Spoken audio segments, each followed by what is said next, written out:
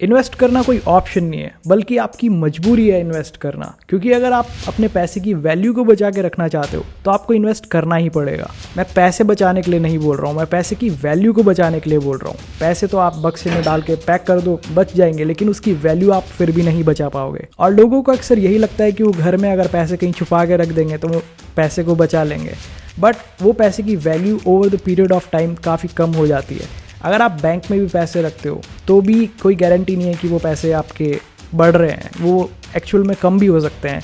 हो सकता है कि बैंक आपको पॉजिटिव नहीं बल्कि नेगेटिव इंटरेस्ट रेट दे रहा हो। वो दिखने में तो पॉजिटिव लगता है, बट अगर आप टेक्निकली सोचोगे और इकोनॉमिकली देखोगे तो वो वैल्यू एक्चुअल में कम हो रही है आपके पैसे की। वो अभी जब वीडियो धीरे धीरे आगे चलेगा तो आपको अपने आप समझ में आ जाएगा कि मैं कहना क्या चाह रहा हूँ, मैं वैल्यू क्यों बोल रहा हूँ, पैसे क्यों नहीं बोल रहा हूँ। लास्ट 50 साल का हम on an average inflation rate देखें या फिर महंगाई दर देखें तो अराउंड 7.5% की आती है।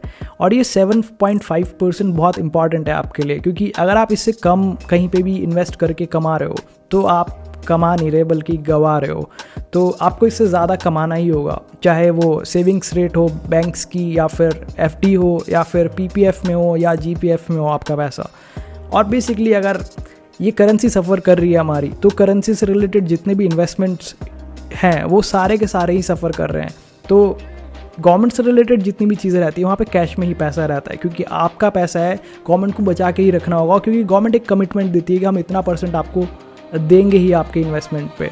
तो इसलिए गवर्नमेंट उसको लूज़ नहीं कर सकती है। लेकिन कई बार कुछ ऐसे लोग होते हैं जो पैसे लेके भग जाते हैं बैंक से, और उसके बाद में जो बाकी के लोग बचे रह जाते हैं उस बैंक में, उनका अकाउंट फ्रीज हो जाता है, जैसा हमने पीएनबी के केस में भी देखा था और भी कई ऐसे हुए हैं हिस्टोरिकली। बैंक्स में पैसा रखने से नो डाउट देश को फ़ायदा होता है, बट इंडिविजुअल लेवल पे अगर देखा जाए तो आपको बहुत ज़्यादा फ़ायदा नहीं होता है। क्योंकि आप अगर बैंक में पैसे rखते हो तो बड़े बड़े बिजनेसमैन को वो पैसा मिल पाता है। मनी की वैल्यू और बेटर समझने के लिए मैं आपको एक एग्जांपल देता हूँ।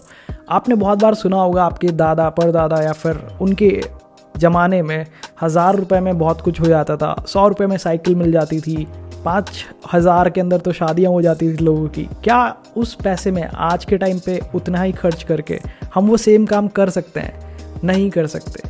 क्यों नहीं कर सकते, वही आपको पूछना है। तो जो भी कुछ आप नहीं कर पा रहे हो उतने ही पैसे में आज, वही वैल्यू है जो हमने खोई है पिछले 50 या 10 या 20 सालों में। आप सोच के देखो, अगर किसी ने 1950s में 1000 रुपये बचा के रखे होते और आज तक संभाल के रखे होते, तो क्या उस पैसे की वैल्यू सेम होती? या फिर उस इंसान ने 1000 रुपये का गोल्ड खरीदा होता 1950s में, तो आज उसकी वैल्यू बहुत ज़्यादा होती। तो यही होता है इन्वेस्टमेंट, और इसी तरह से इन्वेस्ट करके आपको अपने पैसे की वैल्यू को बचा के रखना पड़ता है। नहीं तो आपकी जो मेहनत लगी है पैसे को कमाने में वो पानी में बह जाएगी।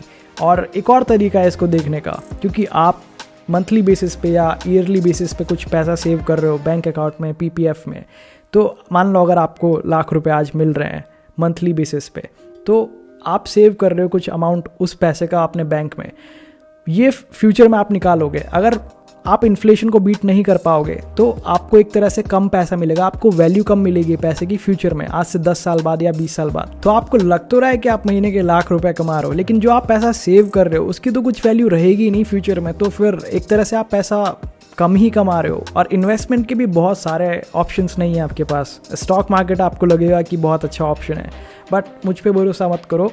गूगल पे जाओ और टाइप करो जीडीपी ऑफ इंडिया, $4 ट्रिलियन के आसपास अमाउंट आएगा। अब टाइप करना the total market cap of Indian stock market, around 5 trillion के आसपास आएगा। तो ये जो 1 ट्रिलियन का डिफरेंस है वो आया कहाँ से? क्योंकि क्या स्टॉक मार्केट जो है वो इंडिया का वो ज़्यादा वैल्यूड है पूरी टोटल इंडियन जीडीपी से? इससे आपको ये पता चलता है कि इंडियन स्टॉक मार्केट बहुत ज़्यादा ओवर वैल्यूड है। और जबकि अभी तो सिर्फ अराउंड 5% लोग ही इन्वेस्ट करते हैं टोटल पॉपुलेशन के इंडिया के स्टॉक मार्केट में।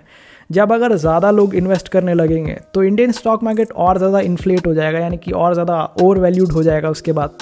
तो फिर एक्चुअल में इन्वेस्ट करेगा इंसान। यही बात आ जाती है स्मार्ट इन्वेस्टमेंट्स की। स्मार्ट इन्वेस्टमेंट तो आप अपने आप कर ही लोगे अगर आप इन्वेस्ट करने का सोच रहे हो तो, बट स्टिल इन्वेस्ट करना is far better than people who are not investing. और क्रिप्टो का इतना तेज़ी से आगे बढ़ने का एक रीज़न ये भी हो सकता है कि लोगों को अब रियलाइज़ हो रहा है धीरे धीरे कि उनके पैसे की कुछ वैल्यू बची नहीं रही, क्योंकि गवर्नमेंट प्रिंट करेगी और पैसा उनको ज़रूरत पड़ती ही है। और जैसे ही वो प्रिंट करेगी वैसे ही बाकी के लोग गरीब हो जाएंगे जिनके पास पैसा रखा हुआ है। तो कंक्लूजन यही है कि पैसे को कैश में सेव करने के बजाय इन्वेस्ट करो और इन्फ्लेशन को बीट करने की कोशिश करो।